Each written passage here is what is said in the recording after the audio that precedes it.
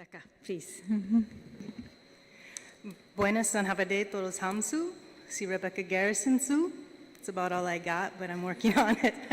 I would first like to start by recognizing the space and the land this building sits atop as Indigenous Chamorro land. I respectfully and humbly move forward today, or this evening, noting that I am a settler to this island, offering my testimony only after being requested to do so by one of my mentors, Auntie Kat McCollum, an original landowner of Litekyan land. We both agree that this testimony is an expression of my settler responsibility. Admittedly, I've only been in Guam a short while, 15 months, as I attempt to finish my dissertation. I am a visiting scholar from the University of Southern California, where I'm pursuing my doctoral degree in American Studies and Ethnicity. My research looks at relational experiences of militarism on what are arguably island colonies of the US. My work began as a comparative looking at the resistance to stop the bombing practices and military training on Kaho'olawe, Hawaii, and Vieques, Puerto Rico. I now extend the scope of my project to include Guam, noting the strong trans-hemispheric solidarities that have been forged for decades by Indigenous women across the Pacific and Caribbean. Today, I will discuss one relational experience that continues to be shared between Vieques and Kaho'olawe, the lingering contamination caused by environmental racism. In 1941, the US military took total control of Kaho'olawe, Hawaii, using the entirety of the sacred Kanaka Maoli, or Native Hawaiian island, as target practice until 1990. Similarly, again in 1941, 75% of the island of Vieques, an island located 5 miles east of Puerto Rico, was expropriated by the US Navy and used until 2003 for military testing and training. To this day, neither island is clean. The military's idea of cleanup in Vieques is to collect all the unexploded ordnances into huge burn piles. And when they set those burn piles ablaze, the trade winds carry all those heavy metal contaminants over what has been renamed the civilian sector of Vieques. Rather than detonate the explosives in cases, these cancer-causing agents disperse into the air and back into the lands, waters, and lungs of people living on the island. Many Viequenses argue that this form of cleanup is just as bad, if not worse, than the original bombardment of the island. As a result, Vieques continues to suffer a 25% higher cancer rate than Puerto Rico. In Kaho'olawe, monies set aside for cleanup are nearly deplete, and the majority of those who spend time on island are volunteers working on restoration projects, simply attempting to maintain roads and watch for unexploded ordnances that may become dislodged. 27 years later, Kaho'olawe is still not clean. Only Tier 1 cleanup has been accomplished, meaning the surface layer and 3 feet deep into the soil. Surrounding waters have not been touched, so all those decades worth of bombs lodged into reefs, rocks, and underwater sands remain, leaking into the ocean. Kaho'olawe and much of Vieques are unsafe for human habitation, and unfortunately, both islands are great examples as to why Litekyan should not be turned into a live fire range, especially considering the waters and fish that will surely be contaminated, an important food source for the people of Guam. The military will always want more land, more days for training, and to practice new forms of warfare and weapons testings. You have the power to keep Litekyan becoming the next Kaho'olawe and Vieques. You also have my non-Indigenous support. Return Litekyan to all original landowners. Sizu Usmasi. Barbara. Good evening. My name is Barbara Simiclas Beneventi, known as Bobbie. I hadn't planned on testifying this evening. I came to stand in solidarity with the original landowners and others who were advocating for the protection of Litekyan and the protection of Guam. All I have with me this evening is my story, and I'll tell just a few because it's past 8. 40 years ago, when my husband and I and our firstborn daughter and family members were camping at Litekyan, I still remember clearly to this day how some soldiers came down to the beach area to our campsite and stood there in a very threatening stance with their rifles and ordered us off Prutehi because we were trespassing. I remember feeling very angry. I remember not feeling fearful of these men, strangers with arms, with weapons. But I do remember feeling fearful of that feeling of hopelessness, of being ordered off properties of Guam, and feeling like I'm Chamorro. We're all Chamorro here. This is my family. We're enjoying our land. We're barbecuing. We're fishing. That was 40 years ago.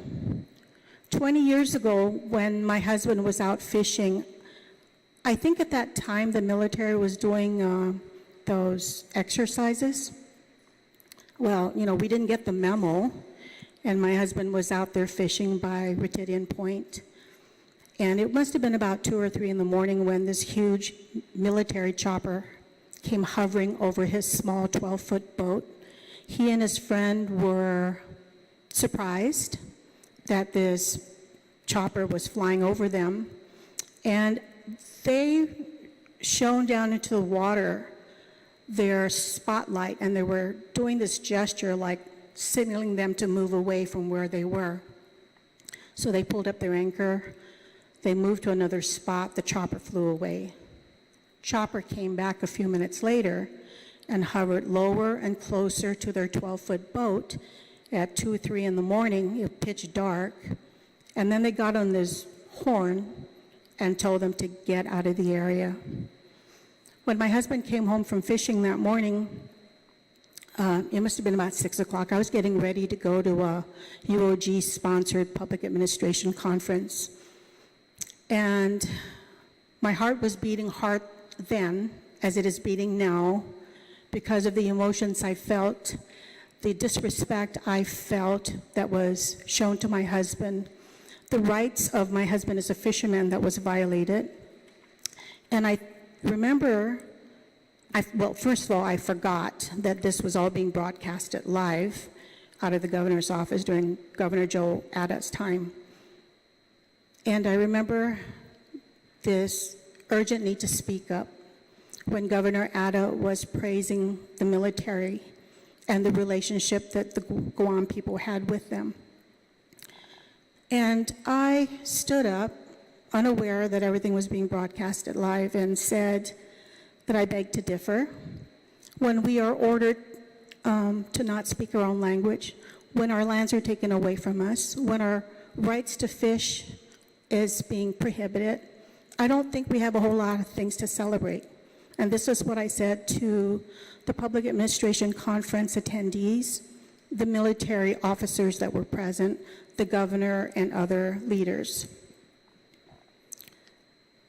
Fast forward, you know, my voice, my story was broadcasted on the radio and shown on TV.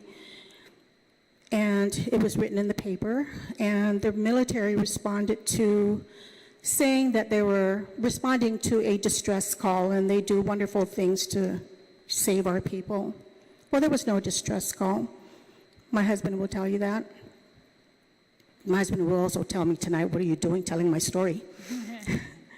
But it needs to be told, because what turned out to be his rights as a fisherman being impeded upon by others, it still continues today. I mean, I'm thinking, how could this be happening, being ordered off Litekyan, me and my family at gunpoint?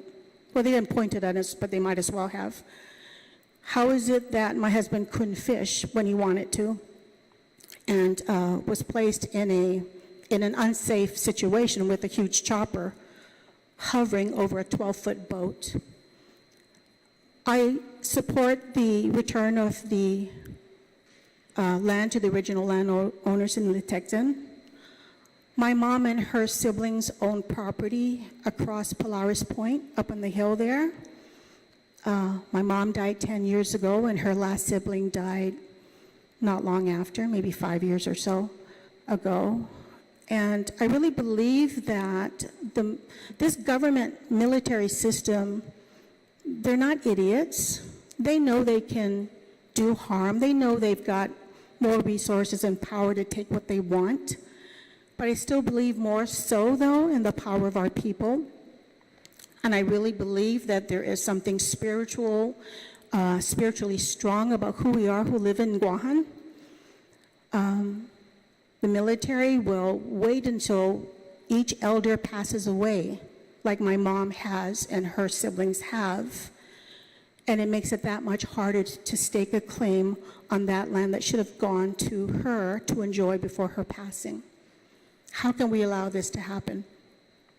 Like I said, I wasn't going to say anything. I was just going to stand and wear my beautiful Prutehi Litekyan shirt. Next time I see you, I hope you're all wearing one. It's $15, pretty cheap. But we do need to stand in solidarity. And when I saw the 7 of you sitting up there earlier, I thought, wow, this is a sign, because I voted for every single one of you.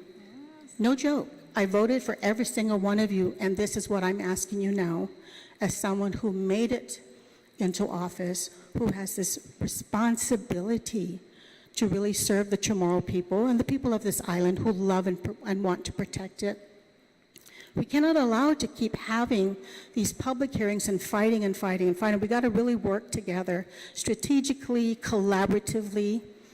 I retired from Gov Guam services 2 years ago this month.